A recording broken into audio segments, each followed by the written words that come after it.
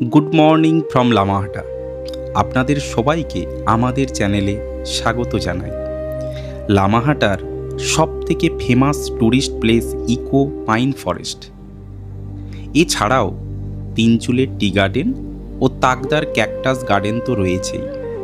Eco pine ফরেস্টের opening ও closing time কখন, বাইক বা চার চাকা কোথায় রাখবেন, টিকিটের মূল্যই বা কত, পাইন ফরেস্টের প্রাণকেন্দ্র জোর প্রকৃতিতে পৌঁছাতে কতটা আফিল করতে হবে, এই সব কিছুই এই ভিডিওর মাধ্যমে আপনাদের সামনে তুলে ধরার চেষ্টা করেছি। ভিডিওটি যদি ভালো লাগে অবশ্যই সাবস্ক্রাইব করবেন। আমরা এখন লামাহাটা চলে এসেছি। এই দিকটা হচ্ছে দার্জিলিং, আর এই দিকটা সামনেই লামাহাটার গেট। এই জায়গাটা দেখে রাখো, এই জায়গাটা হচ্ছে পার্কিং। আমাদের গাড়িগুলো অলরেডি পার্ক করে দিয়েছি, পুরো পার্কিং স্পেস রয়েছে।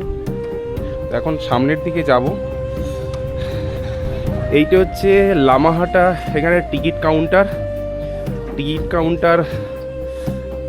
ওপেনিং টাইম 8টা AM, ক্লোজিং টাইম 5টা PM। আর টিকিটের চার্জ হচ্ছে পার পারসন 20 টাকা।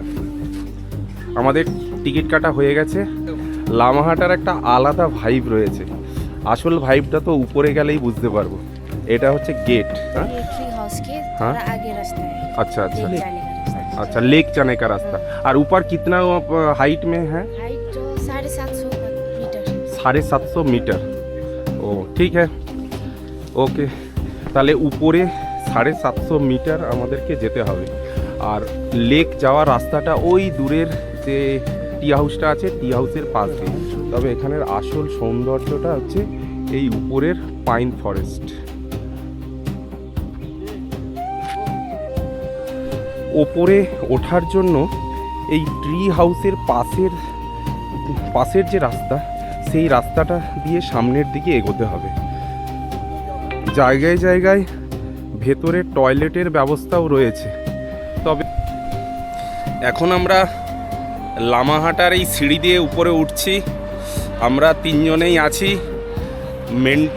মেন্টালি প্রিপারেশান নিয়েছি যে ওপরের দিকে প্রায় 750 মিটার ওপরে হাইটে উঠতে হবে। মেন্টালিভাবে প্রিপারেশান সবার হয়ে গেছে তো? একদম জল টলও নিয়েছি। তোমরা যারা এখানে আসবে, এখানে রেস্টের জায়গাও আছে, দেখতেই পাচ্ছ। মাঝে মাঝে রেস্ট নিতে পারবে। কিন্তু লামাহাটা এলে একটু মেন্টালিভাবে প্রিপারেশান আগে থেকে নিয়ে নেবে, তার কারণ হাইটটা অনেকটা উপরে উঠতে হবে। আর সামনে সাজানো গোছানো আছে। তবে যত ওপরের দিকে উঠবে তত এই পাইন ফরেস্টের মধ্যে পাহাড়ি ভাইবটা তোমরা খুব ভালোভাবে নিতে পারবে। চলো সামনের দিকে যাই। এই সরু রাস্তাটা দিয়ে ওপরের দিকে উঠব এবং দুপাশে দেখতে পাচ্ছ পাহাড়ি, কি বাঁশ বলবো, হ্যাঁ বাঁশই তো, তবে খুব সরু সরু বাঁশ। রাস্তাটা খুব সুন্দর, কিন্তু একটু উঠতে কষ্ট হতে পারে। এখানে এলে একটা কথা সবাই মাথায় রাখবে, যত্রতত্র আবর্জনা ফেলবে না। এখানে জায়গায় জায়গায় বিভিন্ন ওই প্যাকেটের ফেলার ব্যবস্থা করে দেওয়া হয়েছে অলরেডি।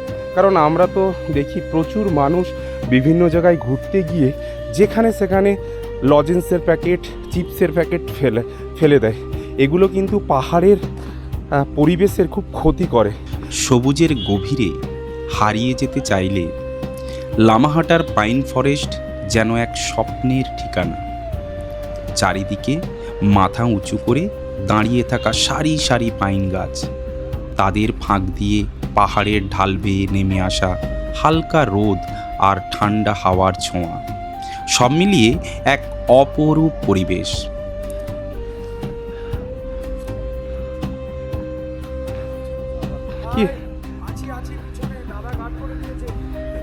কেমন লাগছে? খুব সুন্দর। একটু রেস্ট নেওয়া যাক। একটু এগোই। আচ্ছা ঠিক আছে।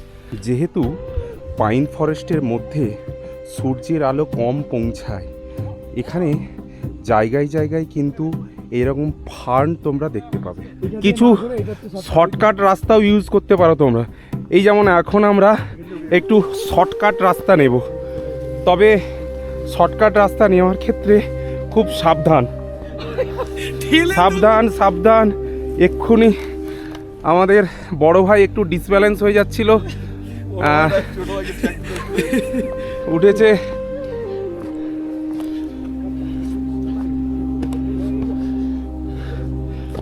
সূর্যটা একদম সোজা পড়েছে।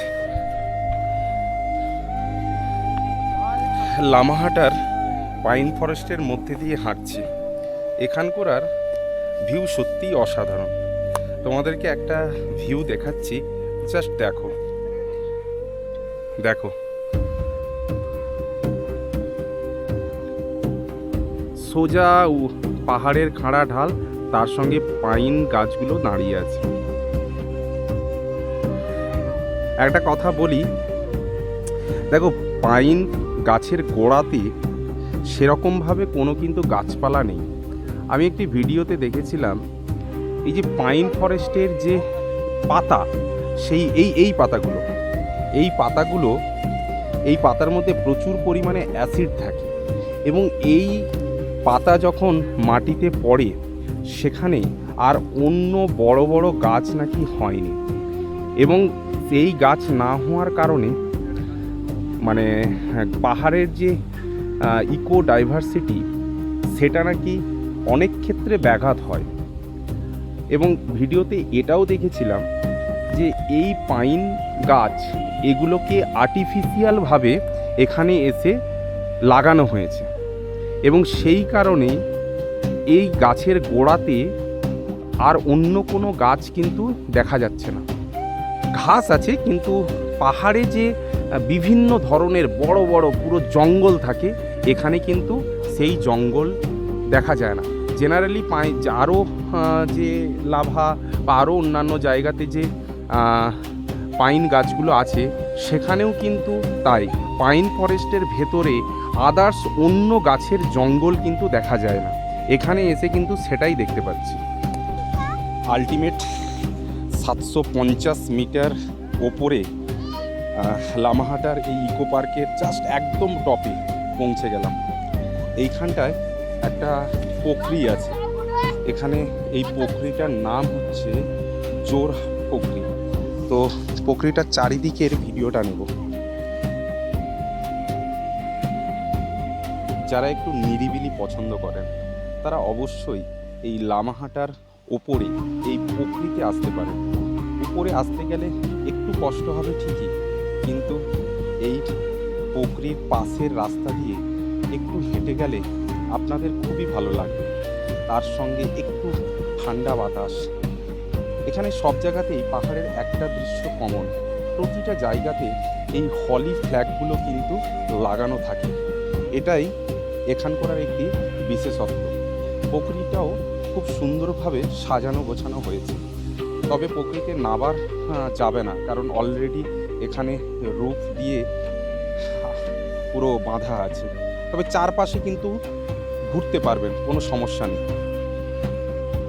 এই যে এই দিকটা একেবারে ঘন জঙ্গল, পাইন ফরেস্টের উপরের দিকে আরও উঠে যাওয়া যাবে, পুরো পাইনের জঙ্গলগুলো ভর্তি হয়ে আছে।